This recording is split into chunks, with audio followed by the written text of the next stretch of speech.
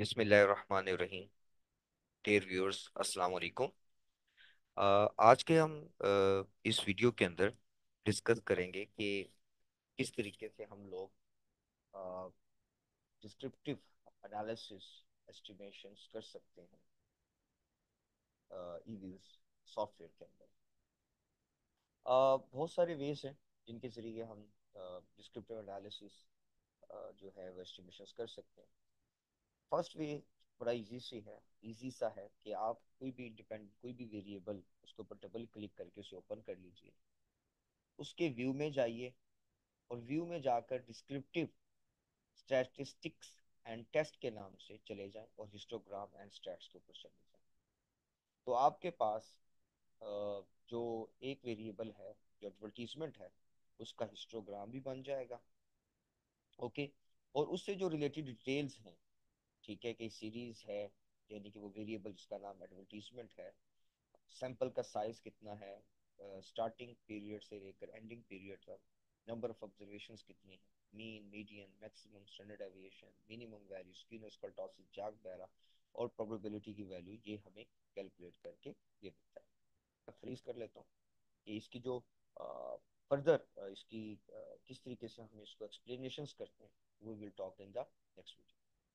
या दूसरा तरीका कार ये है कि हम इसी डिस्क्रिप्टिव स्टैटिस्टिक्स एंड टेस्ट में चले जाएं और यहाँ पर हम स्टैट्स टेबल में चले जाएं। तो जैसे हम स्टैट्स टेबल पे क्लिक करेंगे तो वो अब इसमें हमें हिस्टोग्राम तो अलबत्ता नहीं देगा, लेकिन वही इंफॉर्मेशन जो मैंने ऑलरेडी इस पहले ग्राफ में बताई जिसमें हिस्टोग्राम था, वही इंफॉर्मेशन वहाँ पे भी दी गई है कि mean, median, maximum value, minimum value, standard deviation, skewness, kurtosis, Jarque Bera, probability, sum sum of scale of deviation और ऑब्जर्वेशंस, ये सारी डिटेल्स यहाँ पर एक जो तरीकाकार है, हम ये भी वे ऑप्ट करते हैं। ओके। दूसरा ये है कि इस अगर हम इस वे को ऑप्ट करते हैं, इस वे में हमें बहुत सारे क्या कहते हैं कि वे से हमें हर एक इंडिविजुअल ऑब्जेक्ट को यहाँ पर देखना पड़ेगा। तो इस तरीके से अब हम अगर दूसरा वे आउट करते हैं तो वो क्विक में जाएं। क्विक में चले गए तो वहाँ पे सीरीज स्टैटिस्टिक्स में है, और सीरीज स्टैटिस्टिक्स के अंदर हम यहाँ पर हिस्टोग्राम एंड स्टैट्स की बात करें। जिस वेरिएबल का हमने डिस्क्रिप्टिव स्टैट्स को मेजर करना है, तो हम उस वेरिएबल का नाम लिख दें और ओके करें।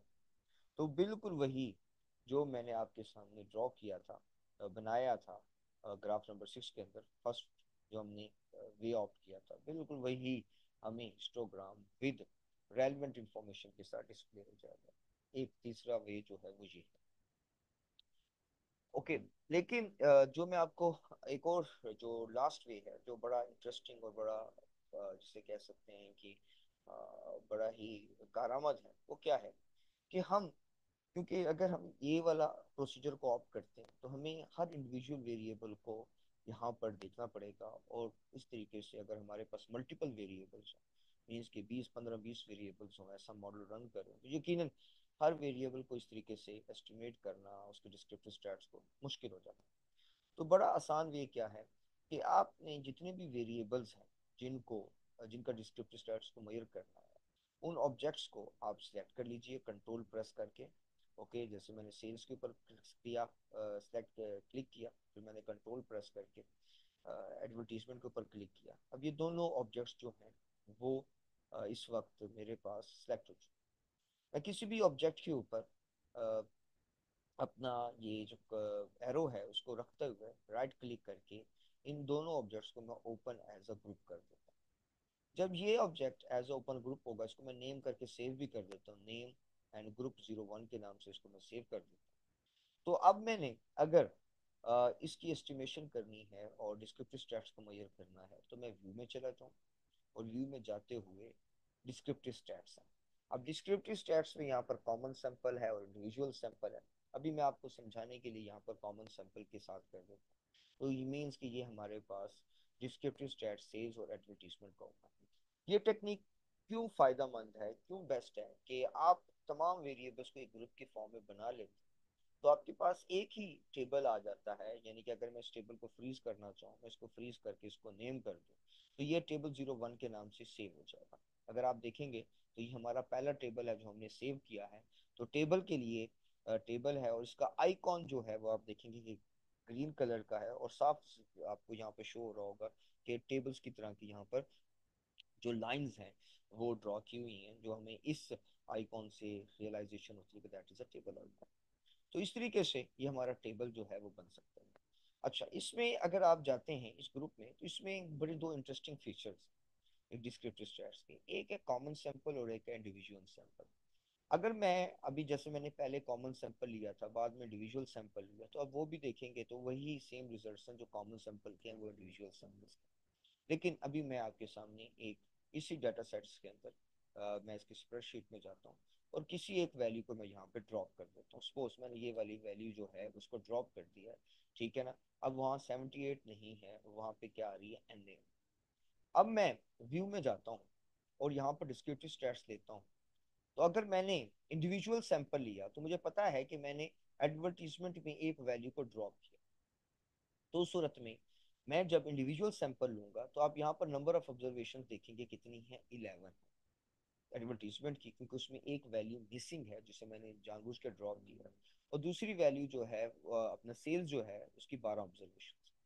लेकिन अगर मैं व्यू में जाकर डिस्क्रिप्टिव स्टैट्स में जाऊँ और कॉमन सैंपल करूँ, तो कॉमन सैंपल में ये क्या करेगा कि जो भी जितने भी वेरिएबल्स हमने इस डाटा इस ग्रुप में लिए हुए हैं, वो तमाम के तमाम वेरिएबल्स के जितने भी अवेलेबल इंफॉर्मेशन है उसको कंसीडर करेगा। मसलन अब यहाँ पर आपके पास है कि यहाँ पर ये इसकी 11 ऑब्जर्वेशन थी अपना एडवर्टीजमेंट और सेल्स की। अगर मैं दोबारा जाता हूँ तो यहाँ पर एक अगर यहाँ पे वैल्यू मिसिंग है, तो इट मीन्स यहाँ पर कितनी उसकी वैल्यूज है, अब यहाँ पर हमारे पास 4। अब इस सूरत में कितनी है, 12। तो अब क्या करेगा, जब हम कॉमन सैंपल में जाएंगे तो वो जो मिसिंग वैल्यू वाली हमारे पास मंथ है, 3 है, उस सूरत में वो इसकी वैल्यू को भी नहीं लेगा, कंसीडर करेगा, और साथ के साथ सेल्स की वैल्यू को भी नहीं लेगा, उसे भी कंसीडर नहीं करेगा। अब इसमें जो कॉमन है वो बेसिकली 11 मंथ्स है, लेकिन ये 12th ये वाला जो मंथ है ये कॉमन नहीं है क्योंकि इसकी वैल्यू मिसिंग है। आपके सामने मैं शो करता हूँ, डिस्क्रिप्टिव स्टैट्स में जाता हूँ, डिस्क्रिप्टिव स्टैट्स में कॉमन सैंपल करता हूँ, तो उस सूरत में ये देखेंगे यहाँ पर 11 और 11 ऑब्जर्वेशन। तो इसीलिए हमारे पास these are the multiple ways जिस तरीके से हमें अगर डिस्क्रिप्टिव स्टैट्स को एस्टिमेट करना हो, तो हम अपनी जो सा भी चॉइस अपना वे यूज करना चाहें तो आप यूज कर सकते हैं। लेकिन जो सबसे इंटरेस्टिंग और सबसे क्या कहते हैं कि अप्लाइड और बड़ा ही इफेक्टिव किस्म का है, वो है वो लास्ट हम वे को ऑप्ट करेंगे।